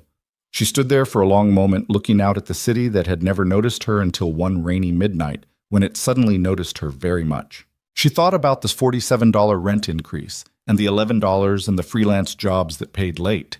And she thought about Ray Coletti's warehouse, and the drawer, and the 2 drawers, and the section of closet, and she thought about what it meant to have walked into something without fully mapping the architecture of it, which she had done knowingly and which she did not regret, and which had nonetheless brought her here. Standing at a floor-to-ceiling window on the 37th floor, knowing that a man she'd never met was calculating whether destroying her was a viable strategy. She turned back to the room. What did you tell Rael? That the terms stand, Luca said, that his concern was noted and unwarranted. Did he believe you? A pause that was its own answer. No, she said. He didn't. She crossed the kitchen and stood in front of Luca and looked at him with the deliberate steadiness she used when she needed to know if what she was seeing was what was actually there. Is there something you haven't told me, she said, about the scope of this? About Rael or the others who've been reassessing you since Hale? He held her gaze. There's something I should have told you sooner, he said. I was waiting until it was resolved. The cold came back. Tell me now, she said. He reached into his jacket and put a photograph on the island counter between them. She looked at it. It was a photo of her. Not a surveillance photo, nothing grainy or long-lensed. A clear photograph taken from a moderate distance in the Red Hook neighborhood outside the Coletti warehouse. She was walking toward the entrance with her portfolio bag and her coffee and her jacket, and she was not looking at the camera. The photograph was recent, maybe 2 weeks ago. She looked at it for a long moment. Where did this come from, she said. It was sent to me, Luca said, 3 days ago. No message. Just this. Someone is watching me. She heard the flatness in her own voice. Someone followed me to the Coletti project. Yes. And you've known for 3 days. I've been tracing the origin. I didn't want to alarm you without knowing. Luca! The word came out with an edge she hadn't used with him before. You have known for 3 days that someone sent you a photograph of me and you said nothing. I was handling it. Stop saying that. She took a breath, kept her voice level because the alternative was something she wasn't ready to be in this kitchen. Stop saying you're handling it and tell me what the actual situation is. All of it. Not the version where you've decided what I can manage. His jaw was tight. The photo came from someone inside my own organization, he said. The silence lasted 4 full seconds. Inside, she said. Yes. Someone who works for you sent you a photograph of me. Yes. As what? A threat? A warning? We don't know yet. He held her gaze and she could see the cost of saying the next part. We have 2 possibilities. The first is that someone inside is feeding information to Rael, documenting your involvement in my life to build a case for his argument that I'm compromised.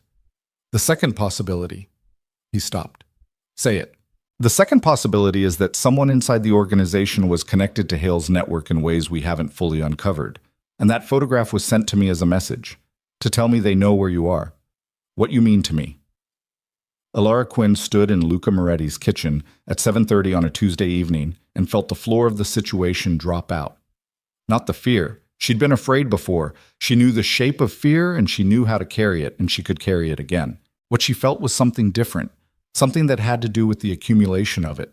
3 weeks of Thursdays and Red Hook mornings, and the drawer and the section of closet, and the conversation on the sofa, the hand turned over, the choice she'd made with full information, and now the information had changed. She picked up the photograph. She looked at herself in it, walking toward a building. Not knowing, not seeing. She set it down. Someone inside your organization, she said carefully, has been documenting me, and maybe connected to the network that wanted to hurt me in the first place. She looked at him. Which means you have a traitor, and they're using me to find the edges of you. Luca said nothing, because there was nothing to say, because she had just described the situation exactly. She looked at him for a long time. This isn't sustainable, she said. Alara? I'm not leaving, she said immediately, and the clarity of it surprised even her. I'm not saying that. I'm saying this. The way you've been managing information, deciding what I know and when I know it, handling things and telling me after, that is not sustainable. Not for me. She held his gaze. If I'm going to be in this world with you, I need to be actually in it, not protected from it. Because the protection has a cost, and the cost is that I walk around not knowing that someone is photographing me outside my client's building. He looked at her with an expression she had not seen before on his face. It was something close to exposed. If I show you everything, he said slowly, you may not want what you're looking at. I know, she said. That's my risk to take. A long silence. There's more, he said. Her stomach tightened. Then tell me. He reached into his jacket again and put a second photograph on the counter. This one was not of Alara. It was of Luca, taken from inside the penthouse building, from the lobby, at close range, with a date stamp from 4 days ago. Whoever had taken it had been inside his building, inside his security, inside the circle of people he trusted to keep the perimeter. Alara looked at the photograph. She looked at the date. She looked at Luca's face and found it stripped of everything, the efficiency and the containment and the hard, practiced composure, all of it gone, replaced by something raw and furious, and underneath the fury, something that was almost grief. Because he understood what the photograph meant. The traitor wasn't feeding information to Rael. The traitor wasn't connected to Hale's network. The traitor was someone who had been close enough, trusted enough, to walk into the lobby of this building and take a photograph of Luca Moretti from 20 feet away and send it to him as a message. Because the message wasn't about Alara. The message was, I can reach you. Who is it? She said. He looked at her, and in his eyes she saw the answer before he said it. The specific devastation of a betrayal that could only come from proximity, from someone whose access was built on years of trust, on the particular faith you extended to the people who stood closest to the things that mattered most. Marco, he said. She stared at him. You're second, she said. The man who's been with you for 11 years, Luca said. The word fell like a door closing on 11 years, Luca said. The word fell like a door closing on everything that had existed before it. Alara stood at the kitchen island with the two photographs between them, and watched Luca Moretti do something she had not seen him do in 6 weeks of knowing him. She watched him absorb a blow, not physically. Nothing moved, nothing changed in the surface arrangement of him. But somewhere beneath the stillness, something was taking the impact, processing the specific weight of 11 years being rewritten in a single revelation, and she could see it in the way his hands went flat on the counter and stayed there, pressing down like he needed to feel something solid. She didn't speak. She let him have the 30 seconds. Then he picked up both photographs and put them in his jacket pocket, and his face closed back down into the operational version of itself, and he said, I need to make a call. Luca. He stopped. Don't go after him tonight, she said. Not like this. Not when it's personal. He looked at her with eyes that were flat and dark and doing their own kind of damage control. It's always personal, he said. No, she said. It's usually strategic. This is different, and you know it's different, and that's exactly why you shouldn't move until you've... Alara. His voice was quiet and final. I know what I'm doing. She held his gaze. I know you do, she said. I'm asking you to also know what you're feeling. Something crossed his face. Fast, and then gone. He left. She stood in the kitchen for a long time after the elevator doors closed. Then she picked up her phone and texted Enzo. "Where's he going?" Enzo's response came in 20 seconds. "Better you don't know tonight." She put the phone down. She was wrong about one thing. Luca did not move that night. Whatever the call was, whatever he learned, he came back at 2 in the morning and came to bed without speaking and lay in the dark beside her with his jaw set and his eyes open for a long time before sleep took him, and she lay beside him and listened to the city and the building and the specific quality of a silence that was full of things being held back, and she did not push. She waited. She had learned in 6 weeks that with Luca Moretti, patience was not passivity. It was strategy. He told her in the morning. They were at the kitchen island with coffee and the physical newspaper and the particular quality of early light that came through the east-facing windows and made the marble counters look warm, almost domestic, and he set down his mug and looked at her and said, "Marco has been talking to Victor Rael for 4 months. She set down her own mug. 4 months, she said, before Hale. Before me. Before any of it. His voice was even. He's been building a case. Documenting operational decisions, financial flows, the structure of arrangements I have with people up and down the east side. He looked at the counter. He's been building Rael a blueprint of everything I built. Why? Rael offered him a position when the transition is complete. He said it the way you said things you had fully processed and whose emotional content you had decided not to revisit in the saying. Marco has been running my second chair for 11 years.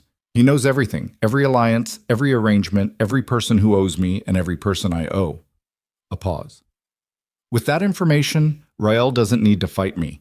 He just has to wait until the people around me believe I'm finished. Elara thought about Victor Rael deciding Luca was compromised, about the photograph of her outside the Coletti building, about the photograph of Luca in his own lobby. The photographs, she said. Marco sent them. Yes. Not as a threat. As a demonstration. She worked through it. He was showing Rael what he had access to. Proof of delivery. Luca looked at her. Yes, he said. And he sent them to you because he wanted me to know, Luca said. That's the part that took me until 3 this morning to understand. Something moved in his face. Marco isn't doing this because he wants to destroy me. He's doing it because he wants me to see it coming. He's giving me the chance to... He stopped. To what? She said quietly. To step back, Luca said, voluntarily, to recognize that Rael has the position and the momentum and that fighting it costs more than surrendering it. The kitchen was very quiet. He thinks he's doing you a favor, she said. He thinks he's saving my life, Luca said. In his calculation, this is mercy. She looked at him. Is he wrong? She said. The question cost her something to ask. She asked it anyway. Luca picked up his mug. He looked at the window.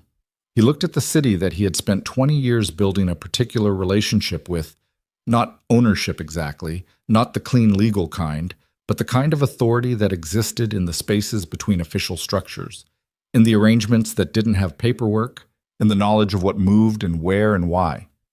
He's wrong about what I'll accept, Luca said. He may not be wrong about the cost. She absorbed that. What do you need? She said. He looked at her. From me, she said. Right now. What do you need? He looked at her for a long moment with an expression that was doing several things simultaneously and keeping all of them controlled. I need you to be somewhere safe while I end this, he said. That's not what I offered. Elara, I'm not going to a safe house or a second location or wherever Enzo takes people when the situation requires it. She held his gaze. I'm not leaving you alone with this. You don't have a role in what comes next. Then what is my role? She said. In this? Whatever this is. What exactly is my function when things get to this level? Because I'm not an accessory, and I'm not a liability, and I'm not the woman you put somewhere protected while you handle it. She set her mug down. I'm the person who is in this with you. That's what you said. That's what we said. He was quiet. Then be here when it's done, he said. That's what I need. Be here when I come back. She looked at him for a long time. Okay, she said, but I need something in return. Name it. Tell me the plan, she said. All of it, not a summary. Not the version where you've decided what I can handle. The actual plan, he told her. It took 20 minutes and 2 more coffees, and she sat and listened without interrupting, and by the end of it, she understood several things she had not understood before about the architecture of the world Luca Moretti operated in, about the specific mechanics of how a man like Victor Rael moved and what he valued and what he feared, and about what it cost to dismantle 11 years of trust in a way that was final and unambiguous and left no useful doubt behind. She understood why he needed to do it in person. She understood why Marco had to be present. She hated both of those things, and she said nothing about either of them. What she said was, "Marco doesn't know that you know." "No," Luca said. "He thinks you're still in the dark, still deciding whether the photographs are a warning or a threat." "He'll find out today," Luca said. "I'm calling a meeting." "He'll run." "He won't run." Luca's voice had gone to its flattest register. "Marco has been with me 11 years. He'll want to explain. He'll think he can." A pause. "He believes the mercy narrative. He'll want to deliver it in person." She thought about that. "That's the most dangerous part," she said, "when someone believes they're right." Luca looked at her. "Yes," he said. "It is." He left at noon. The hours between noon and 7 in the evening were the longest of Alara Quinn's adult life, and she had spent significant portions of her adult life waiting for things that didn't arrive on schedule. She worked. She opened the Coletti files and stared at them and moved things around without conviction and closed them. She made lunch and ate half of it. She walked through the penthouse the way she'd walked through it the first morning, looking at the art on the walls and the books on the coffee table and the knife block in the kitchen with the useware on the handles, and she thought about what it meant to have learned a person through the objects they chose and the way they occupied space. And she thought about the drawer and the section of closet and what it meant that she'd left those things here instead of taking them when she'd had the practical opportunity. She knew what it meant. She'd known for 2 weeks what it meant. She was still knowing it when her phone buzzed at 4:50 with a text from an unknown number. "He's not going to let Marco talk. Tell him to let Marco talk. There's something he doesn't know." She stared at the message. She called Luca. No answer. She tried again. Still no answer, which meant he was already in the meeting, already in the room, already across the table from the man who had spent 4 months building a case for his obsolescence. She texted Enzo. "Someone just sent me this. Unknown number." She forwarded the message. "Do you know what this means?" Enzo's response, "Where are you right now? Penthouse." "Why?" A pause that lasted 90 seconds, which was 75 seconds longer than Enzo usually took. "Stay there. Lock the door. I'm sending someone up." She felt the cold arrive in her chest before she finished reading it. She went to the front door and locked it. She stood in the entryway with her back against the wall beside the door and her phone in her hand, and she listened. The building was quiet. The elevator was at lobby level, according to the display panel beside the door. Nothing was moving. She told herself to breathe. She breathed. Her phone buzzed again. Unknown number. "I said tell him to let Marco talk. There's a second player. Rael has someone inside who isn't Marco. Marco found out. That's why he sent the photographs. He was trying to warn Luca, not threaten him." The floor of the situation dropped out again. She read the message 3 times. Marco hadn't been building a case for Rael. Marco had discovered Rael's actual asset, someone else, someone closer, someone still unidentified. And the photographs had been his way of telling Luca without being able to say it directly. Without being able to say, "I know there's a traitor, but I can't tell you who without revealing how I know. Without revealing that I've been close enough to Rael to have access to his operation. Without revealing the years of my own compromised position that I've spent trying to locate this person before they could be used against you." Mercy. Marco had called it mercy. It wasn't mercy. It was a man who had been playing both sides for 4 months, trying to locate a knife before it found Luca's back. She called Luca again. Nothing.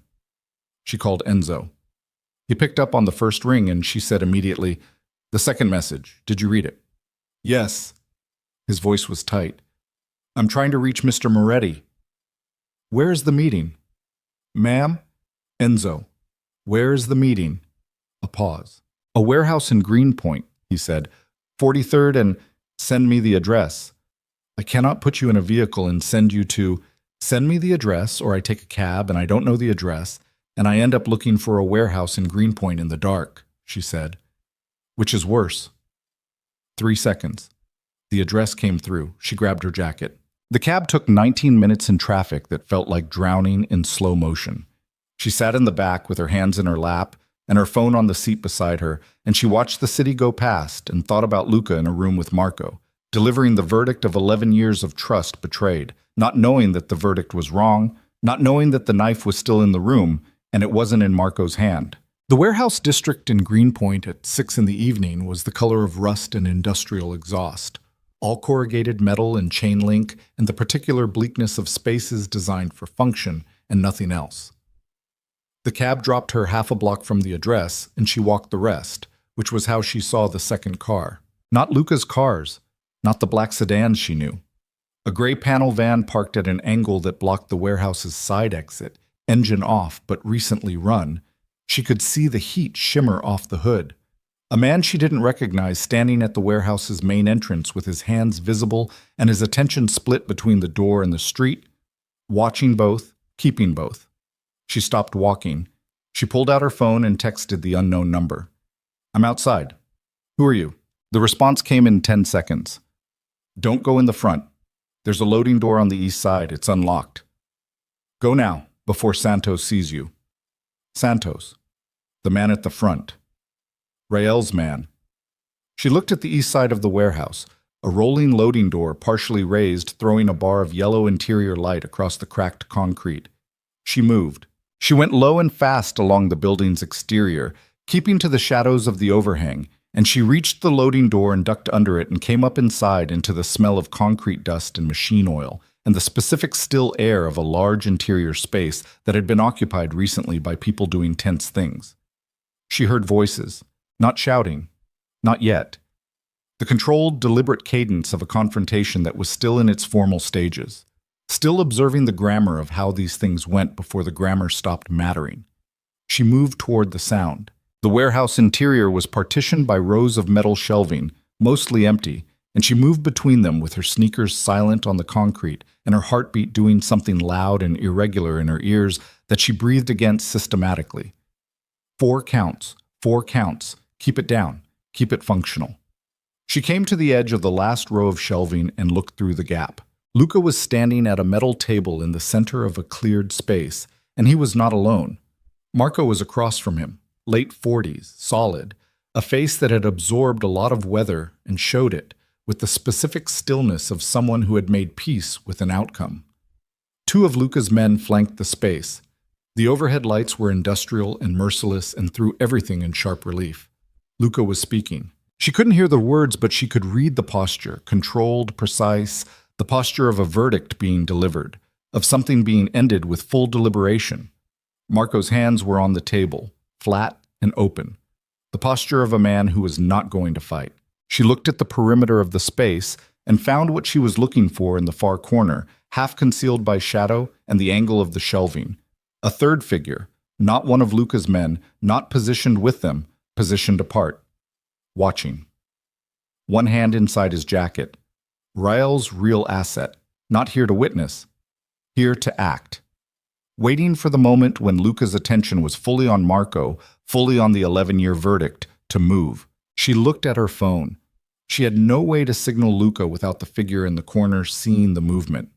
She looked at Marco and thought about the photographs and the word mercy, and what it cost a man to spend 4 months in the proximity of something rotting in order to find the source of the rot. Marco was looking at Luca's hands on the table. He was not looking at the corner. She found Enzo's number and typed with her thumbs, shaking slightly from adrenaline, not fear, she told herself. Purely adrenaline. Corner of the warehouse, far right from Luca. Rael's man. Gun. She hit send. She watched the figure in the corner shift his weight. She watched Luca's shoulders set for the end of the verdict. She watched Marco's face do something she wasn't expecting. Not resignation, not the performance of a man accepting judgment, but urgency. A sudden attempt to speak, to interrupt. A hand coming up off the table. And the figure in the corner drew. Everything happened in the space of 2 seconds that felt stretched to their absolute limit. She screamed Luca's name. Not a word. A sound, pure and full volume, everything she had, launched into the acoustics of the warehouse so it hit every surface simultaneously. Luca moved, not away from the table, sideways, dropping his shoulder, the instinctive geometric response of a man who had spent years in rooms where things moved fast, and the shot went past where he'd been standing and hit the metal shelving 10 feet beyond with a sound like something tearing. Marco was already moving around the table. Luca's men converged on the corner. The figure with the gun had time for one recalculation and made the wrong one. He went for a second shot instead of the exit, which told her everything about whether Rael had given him a contingency, and then Luca's men were on him, and the calculation became irrelevant. Silence. The kind that followed violence. Not peaceful, just the absence of the specific sounds that had just been present, a negative space where gunshot and movement and shouting had been. Luca straightened. He turned. He found her at the edge of the shelving row, and the look on his face in the industrial light was the most unguarded thing she had ever seen on it. Not relief, not anger, not the closed operational face, but something that crossed all of it simultaneously, something that started in the chest and didn't know where to put itself. He crossed the warehouse floor in 10 strides. He stopped in front of her and took her face in both hands and looked at her with an intensity that was beyond assessment, beyond the clinical readiness she'd first seen on a rainy street. This was the look of someone who had just understood the value of something in the specific way you understood value when it almost ceased to exist. "Are you hurt?" he said. "No." Her voice was steadier than she expected. "You were supposed to be at the penthouse. You were supposed to answer your phone." A sound came out of him that was not quite a laugh and not quite something else. Behind him, Marco stood at the table with his hands still flat on the surface, and he was looking at Alara with an expression she couldn't fully read. Recognition, she thought. The specific recognition of someone seeing the thing that changed the calculation. "Luca," she said. "I know," he said. He hadn't let go of her face. "He was trying to warn you. The photographs, I know." His thumbs against her jaw were not gentle and not rough, just present, just real. "Enzo reached me 30 seconds before you screamed." 30 seconds is... "I know what 30 seconds is," he said quietly. "I know exactly what 30 seconds is." She looked at him. She put her hands over his on her face and held them there. Behind them, Marco said, "I'm sorry." His voice was flat with exhaustion and something that had been carried too long. "I should have found another way to tell you." Luca didn't turn around immediately. He looked at Alara for another moment, looked at her the way you looked at something you had just almost lost and were still processing the reality of not having lost. And then he lowered his hands and turned. "You should have," he said to Marco. His voice was not forgiving and it was not unforgiving. It was something more complicated than either, the voice of a man who had just had 11 years recontextualized in the space of 40 minutes. "We're going to have a long conversation about what you should have done." "Yes," Marco said. "Not tonight." "No," Marco agreed. Luca looked at the man in the corner, now restrained, now the property of a situation that was going to resolve itself in ways that had nothing to do with Rael's planning. He looked at him with a flatness that was total and final. And then he looked away because the looking away was also a decision, also an exercise of authority, the authority to not dignify something with sustained attention. He turned back to Alara. "We need to deal with Rael," he said. "Tonight? Before morning," he said, "while he still thinks his asset is in position." He looked at her steadily. "I need you to go back to the penthouse." She started to speak. "Not for your safety," he said.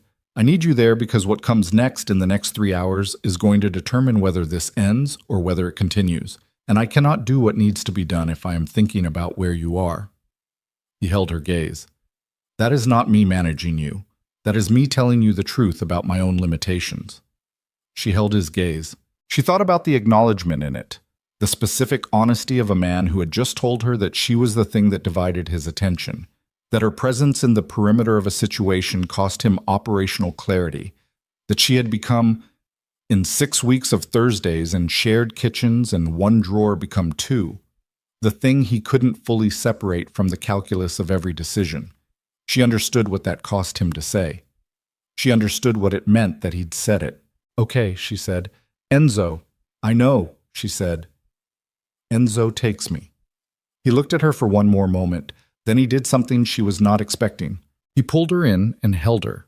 Not a movie embrace, not a performance, just his arms around her and her face against his shoulder for exactly 5 seconds. And she felt the tension in his chest, the controlled force of everything that had been running at high capacity for 16 hours, finally acknowledging its own weight, and she put her hands flat against his back and held on. 5 seconds. Then he let go. He turned back to the warehouse and the work of it. She walked to the loading door. She ducked under it into the Greenpoint night. She got into Enzo's car, which was already there, already running. She sat in the back and watched the warehouse recede through the rear window, and she thought about Victor Rael in some other location in this city, believing his move had landed, believing the night was going the direction he'd planned it, not yet knowing that the thing he'd sent into that warehouse had failed, and that the man he'd spent 4 months trying to dismantle was right now turning the full weight of 20 years of authority toward the task of ending him. She thought about what Luca had said. "I cannot do what needs to be done if I am thinking about where you are." She thought about the 5 seconds. She looked at her hands in her lap. They had stopped shaking. The car moved through the city. Somewhere behind her, in the direction of Greenpoint, Luca Moretti picked up his phone and made the call that, somewhere behind her, in the direction of Greenpoint, Luca Moretti picked up his phone and made the call that ended Victor Rael's ambitions in the span of 45 minutes. Alara didn't know the details. She had asked not to know them, which was its own kind of understanding. The understanding that there were mechanics to the world Luca operated in that she could live alongside without needing to witness directly, and that the line between those two positions was one she had drawn herself and intended to hold. What she knew was this. At 11:17 that night, Luca came through the penthouse door, and he was whole, and he was tired in a way that went past the physical, and he stood in the entryway for a moment just looking at her on the sofa with the lamp on, and her Coletti files spread across the coffee table, and something in his face settled. Not relief. Something quieter than relief. The specific stillness of a man who had been carrying a sustained weight and had just set it down. "It's done," he said. "Rael." "Yes." She looked at him. "Marco." He came into the room and sat in the chair across from her. The same chair, the same posture as the first night, forearms on knees, looking at her directly. "Marco is alive. He'll stay that way." A pause. "We have a great deal to work through. He made choices I can't fully forgive, and I don't intend to pretend otherwise. But he spent 4 months inside something dangerous trying to find the knife before it landed." His jaw set. "That counts for something. I don't know yet how much." She nodded. "The man in the corner," she said. "Gone." She absorbed that without comment. "And it's actually finished," she said. "Not, we believe so. Actually finished." He held her gaze. Rael had 2 people he trusted with the full architecture of what he was building. Both are gone. His organization doesn't have the infrastructure to make another move without a year of reconstruction minimum. By then, the arrangements will have shifted and the moment will have passed. He looked at her steadily. "It's finished." She looked at him for a long time. Then she closed the Coletti files and set them aside and said, "Come here." He crossed to the sofa and sat beside her, and she leaned into him the way she'd leaned exactly once before, in a warehouse in Greenpoint for 5 seconds. And this time there was no count, no operational timeline, no reason to let go on a schedule. His arm came around her, and she felt the exhale move through him, deep, long, the kind of exhale that had been held through hours of precision and pressure, and the specific cost of making decisions that were final. They stayed like that for a while. The city did its patient, indifferent work outside the windows. She was the one who moved first, pulling back enough to look at him, and she said, "I need to tell you something." He looked at her. "In the warehouse," she said. "When I saw Rael's man in the corner, I was scared." She held his eyes. I've been scared before. That's not what I mean. I was scared in the specific way where I understood that if I didn't do something, you were going to get hurt, and there was no one else positioned to do it, and I did it, and I'm okay with that." She paused. "I'm okay with being the person who does that. I need you to know that. Because I think you're going to spend some time trying to reconfigure this so that I'm never in that position again. And I need you to know it's not necessary. He was looking at her with the careful attention he gave things that mattered. I heard you scream my name, he said quietly. I didn't know where you were. I didn't know how close you were to... He stopped. I know, she said. I'm not reconfiguring anything, he said. I'm just telling you what it was like. She held his gaze. Okay, she said. Okay, he said. They stayed there until past midnight, and then they went to bed and slept the sleep of people who had been running at maximum capacity and had finally found the floor of it. And in the morning, the city was still there, unchanged and indifferent, doing what cities do. 3 days later, Alara went back to Red Hook. She stood inside the Coletti warehouse in the morning light and looked at the raw concrete and the steel beams and the quality of the natural light through the north-facing industrial windows. And she breathed in the dust and the cold river air that came through the gaps in the structure, and she thought, this place is going to be something. This place already is something. It just doesn't know its own name yet. That was her job. She worked. The weeks that followed had a different texture from the weeks before. Not easier exactly, not less complicated, but more honest. The architecture of what she and Luca were to each other had been tested in the specific way that only crisis could test it, and what had come out the other side was not damaged, but clarified. She knew things about him now that she hadn't known when she'd been keeping a sensible distance, things that had no equivalent in the Thursday evening version of their life together. She knew how he moved in a room when the stakes were absolute. She knew what his face did when something cost him. She knew the sound of his exhale when he finally set a weight down. She knew he had carried the memory of his sister for 14 years like a stone in his chest, and she knew that the night on the street in Hell's Kitchen hadn't been strategy or coincidence. It had been him doing in practice what he'd spent 14 years doing in principle, watching the spaces the city didn't watch. She knew that was never going to stop being who he was. She had decided that was fine, more than fine. She had decided that the impulse to protect, in a man who understood the difference between protection and possession, was not a flaw to be managed. It was just a part of him. Like the cooking and the philosophy books and the directness that stripped every conversation down to the thing itself. She told him this on a Thursday evening in November, 6 weeks after Greenpoint, while they were eating something he'd made with winter vegetables and short ribs, and she was sitting at the island with her sketch pad because she'd had an idea on the subway home and needed to get it down before it evaporated. And he'd watched her sketch for 20 minutes without interrupting and put a plate in front of her without being asked. She looked up from the sketch pad and looked at him and said, "You know I love you." He put down his fork. He looked at her with an expression that moved through several things quickly and arrived somewhere unguarded. "I know," he said. "I'm not saying it because I want you to say it back," she said. "I'm saying it because I've been carrying it for a while, and the carrying is less efficient than the saying." Something happened in his face then, not the shift she'd learned to read as things being contained. The opposite, something releasing, opening. "Alara," he said, "you don't have to—" "I love you," he said, simply, without ornament or qualification. The way he delivered every true thing, stripped down, direct, with no protective cushioning around it. "I have for a long time. I didn't say it because I was waiting until the world I live in had finished trying to make it complicated." She looked at him. "Has it finished?" A pause. "It's quieter," he said. She laughed. It was a real laugh, the kind that came from somewhere genuine, and he watched it happen with the expression of a man who was still slightly amazed that laughter could occur in his vicinity. "Quieter is good," she said. "Yes," he said. "It is." She turned back to her sketch pad. He turned back to his plate, and in the quiet of the kitchen, under the warm light, the city doing its endless patient work beyond the windows, something that had been building for months settled into its final shape. Not dramatic, not announced, just present. A life. Chosen, not fallen into. The Coletti project launched in February. The opening was on a Thursday, which was either coincidence or the universe being economical with its symbols.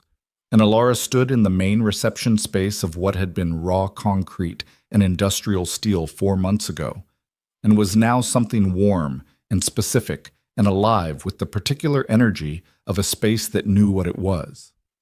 The palette she'd built, warm terracotta and aged brass, and a deep, honest gray that she'd spent 3 weeks arriving at, moved through the space with the coherence of something that had been thought through at every scale, from the large gesture of the wall treatments to the small decisions of the door hardware. Ray Coletti stood beside her with a glass of something and looked at the full room and said, "You made this." "We made this," she said. "I provided the building," he said. "You made it mean something." She held her glass and looked at the room and thought about 18 agencies and $50 jobs that went to $12 alternatives and $11.40, and the landlord's polite apologetic message about the rent increase. And she thought about the night she'd been too tired and too defeated to listen to the alarm in her body, and she thought about what it cost and what it gave and whether she would change any of it, given the option. She would not. Not one decision. Not one night. Luca arrived late because he was always arriving to things late, which she'd accepted as a structural feature of his existence rather than a deficiency of manners, and he came in through the main entrance and stood at the edge of the reception space and looked at it, really looked, the focused, deliberate look he gave things that mattered. And then he found her across the room and walked to her with the direct, unhurried purpose of a man who had somewhere specific to be and knew it. He stood beside her and looked at the room. "You did this," he said. "Everyone keeps saying that," she said, "because it's true." He wasn't looking at her. He was looking at the room with something she recognized now as pride. Not his own pride in his own work, but the rare and more particular pride you felt for someone else's. The pride of having seen something true early and been right about it. "I said you were the best designer nobody had heard of yet." "You said that to Ray Coletti," she said. "I meant it." She looked at him. He was still looking at the room. She looked at his profile in the warm light, the sharp bones and dark eyes and the face that had never needed to be anything other than what it was. And she thought about a rainy street in Hell's Kitchen and the question, "Can you walk?" and the fact that the honest answer had been no, and what it meant that she'd said so. "Come up to the roof," she said. "I want to show you something." He looked at her. "Now?" "The party will survive 5 minutes without us," she said. They took the elevator to the top floor and a staircase from there to the roof access, which Alara had specified as a guest space and which was currently unoccupied, the party not having spread this far yet. She pushed through the door and the February air hit them both, cold and direct and smelling of the harbor, and the rooftop opened up before them with the Brooklyn skyline and the distant shine of Manhattan across the water. She had designed this space too. She stood at the railing and looked at it. The low planters that would be green in spring, the lighting she'd specified to throw warm pools rather than flood the whole surface, the eastern railing left deliberately open to maximize the view, and she felt the specific satisfaction of a person looking at something they made and finding it honest. Luca stood beside her at the railing. Below them, through the floor, they could hear the muffled energy of the opening, music, voices, the accumulation of a room full of people discovering a space for the first time. "You've been carrying something," Luca said. She looked at him. "For the last 2 weeks," he said. "I've been waiting for you to say it." She looked back at the view.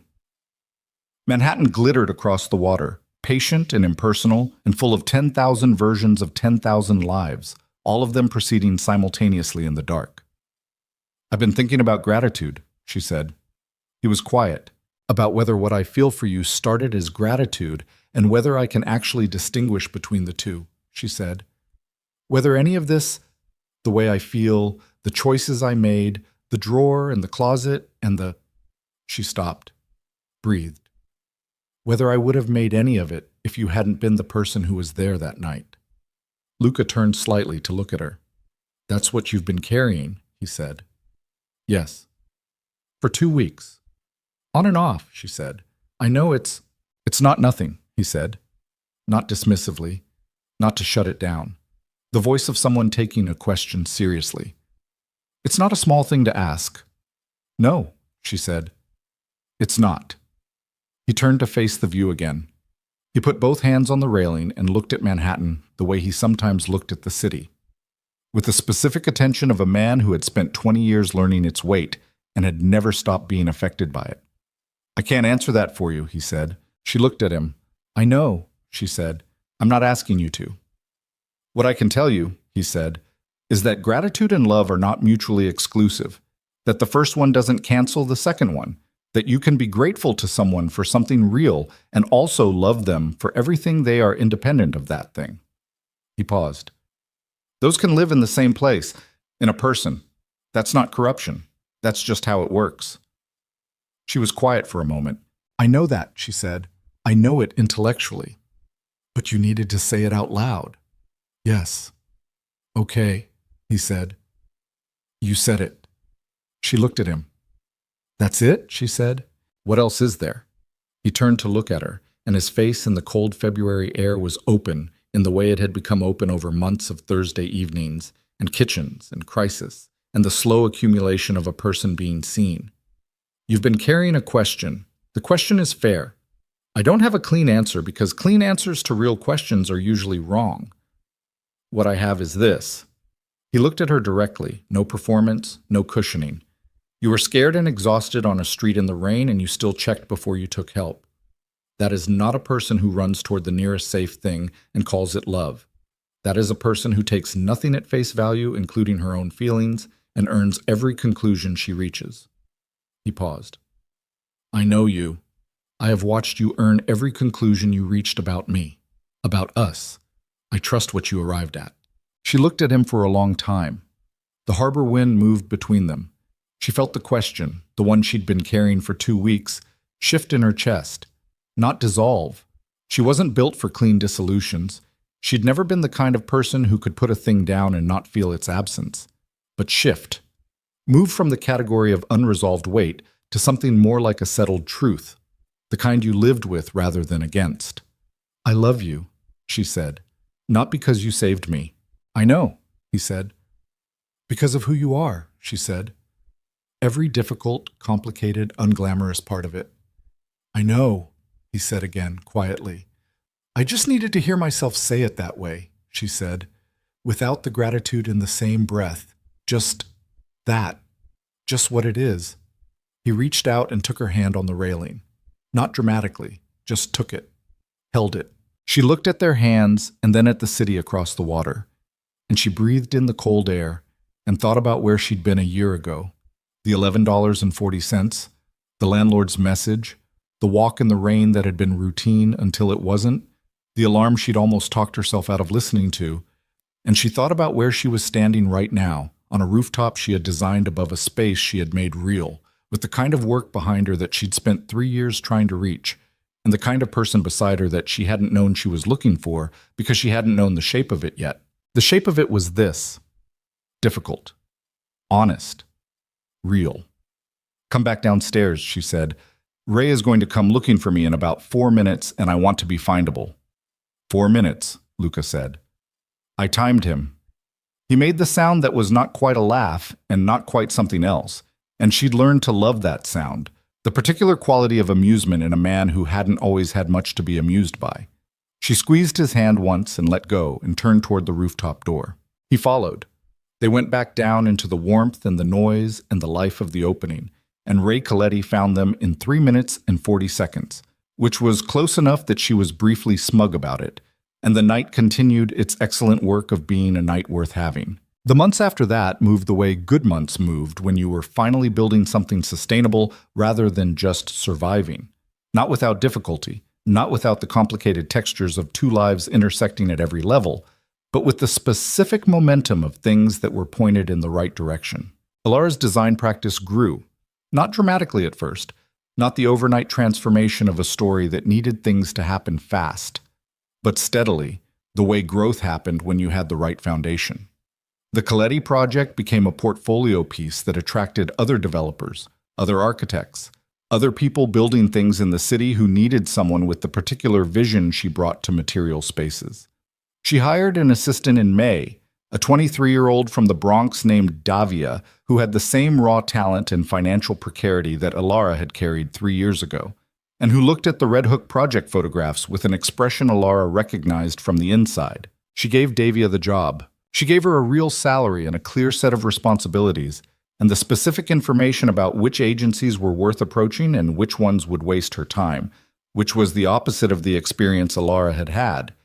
And she did it because it was the right thing, and because she could, and because the version of herself that had stood outside Cafe Meridian at 12:18 in the morning with $11.40 deserved to have that choice extended forward in time to someone else who needed it.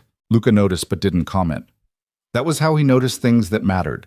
He saw them and let them stand without narrating them, which she'd come to understand as its own form of respect. Marco returned to the organization in a reduced capacity in March, after a period of distance and a series of conversations that Luca told Alara about in the factual, stripped-down way he told her things.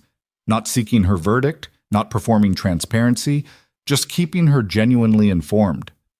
The 11 years couldn't be undone, and the choices Marco had made had cost something real and permanent between them.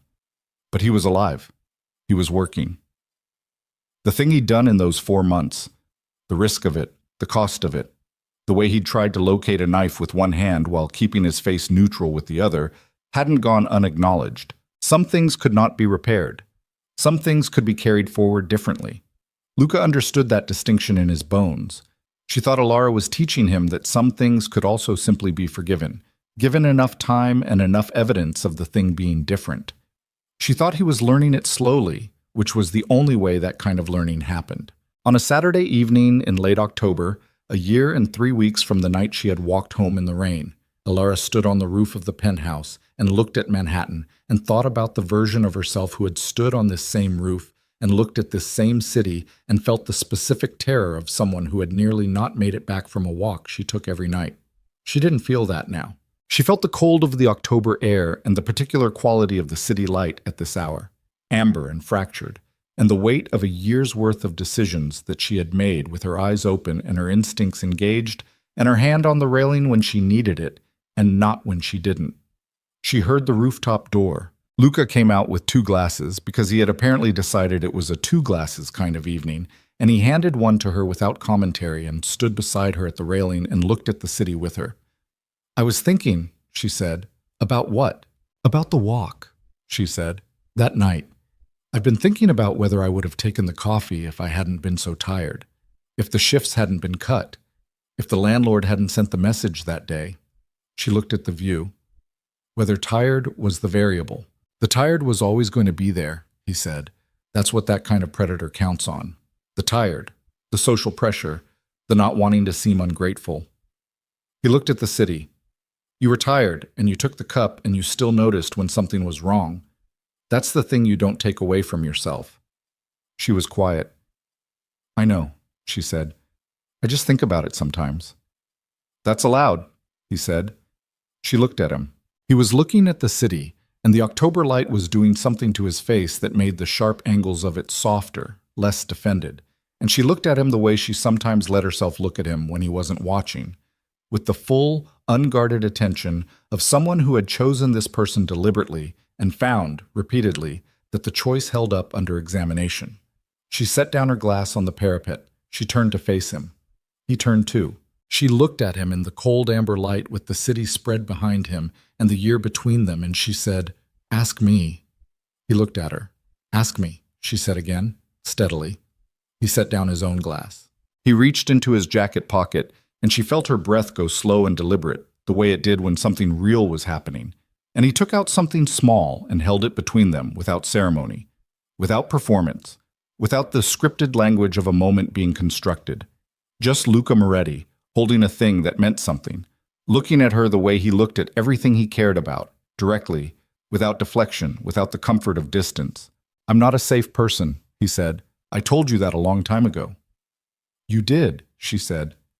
"That's still true. The world I live in has quieted down, but it hasn't gone away, and it won't." He held her gaze. "I'm telling you that again so you have the full information, so the answer you give is the answer you mean." "I always mean my answers," she said. "I know." Something crossed his face. "That's why I'm asking." He held it out to her. Simple. A band of dark metal with a single pale stone, nothing ornate, nothing performing its own significance. Something chosen by a man who had never needed objects to announce their importance. "Alara Quinn," he said, "will you stay?" Not will you marry me, the formal question, the expected one. Will you stay? The question that meant everything it said and nothing less. The question that had been between them from the first morning in the kitchen when she'd had every practical reason to leave and had stood at the door and not left. She looked at the ring. She looked at him. She thought about the 37 floors and the drawer become 2 drawers and the Coletti project and Davia and Marco and the warehouse in Greenpoint and the 5 seconds and the year of Thursdays and the honest, difficult, unglamorous, exact thing that had grown between 2 people who had both learned the cost of not paying attention to what was real. She held out her hand. He put the ring on her finger. Neither of them said anything for a moment. Then she looked at it on her hand and said, "Yes, obviously yes. You know that." "I wanted to hear it," he said. "I wanted to say it," she said. He pulled her in, and this time there was no count, no operational timeline, no warehouse floor with other things requiring resolution. Just his arms around her and the city spread below them in its patient amber light, and her face against his shoulder, and the specific quality of being held by someone who had chosen to hold rather than control, to open rather than manage, to stay rather than retreat. The city below them continued its incomprehensible project of itself. 100,000 windows lit and dark, 100,000 lives in motion, all of them proceeding through the ordinary difficulty of existing in a place that didn't always notice you, that sometimes looked away at the critical moment, that demanded more than it gave back for years at a stretch, before it offered anything like a return. That was the city. That was the deal. Alara Quinn had walked into it 3 years ago with a portfolio no one wanted and enough belief in her own talent to keep going, when everything else said stop. And she had kept going through the bad math and the cut shifts and the $12 alternatives and the Fridays with a man in a corner booth whose attention had the particular quality of something wrong. And she had paid the cost of that exhausted, pressured, socially conditioned moment of accepting a cup she should not have taken. And she had survived the cost. And she had come out the other side of it with a life she had not planned, but had chosen at every step with full knowledge of what she was choosing. She was 27 now. She was a designer with a practice and a client who called her the real thing. She was a woman who had listened to her instincts when it mattered most and would never again apologize for listening to them. She was standing on a rooftop in Manhattan with a ring on her finger and a man beside her who had looked at her work with the attention it deserved, and at her with the same. Below them, the city hummed and shifted and moved through its October night, indifferent as always, enormous as always. It had never promised her anything. It had simply been the place where things happened, the backdrop against which 2 people had found each other in the specific, unrepeatable way that people found each other. Through difficulty and crisis and honesty and the slow, patient accumulation of trust built out of real material rather than wishful thinking. She lifted her face from his shoulder. She looked at the city. She thought, "I am not afraid of you." She thought, "I never really was." She thought, "I was afraid of being invisible to you." And then she stopped thinking about the city entirely, because the man beside her was looking at her, and the expression on his face was the one she had come to know as the truest version of him. Not the crime boss, not the feared name, not the man who ran things in the dark spaces of the city, just a man who had spent a long time alone in a life he'd built to survive rather than to live, and who had opened a door one rainy night and found something he hadn't known he was looking for. "What are you thinking?" he said. "That this is exactly what I wanted," she said. "Not what I planned. What I wanted." He looked at her. "Those can be the same thing," he said. "I know," she said. "I'm learning that." He took her hand. She held it. And New York glittered below them, vast and lit and indifferent and magnificent, the way it always had and always would, while 2 people stood on a rooftop above it and chose, one more time, the difficult and honest and irreplaceable thing they had found in each other. Not safety, not rescue. Home.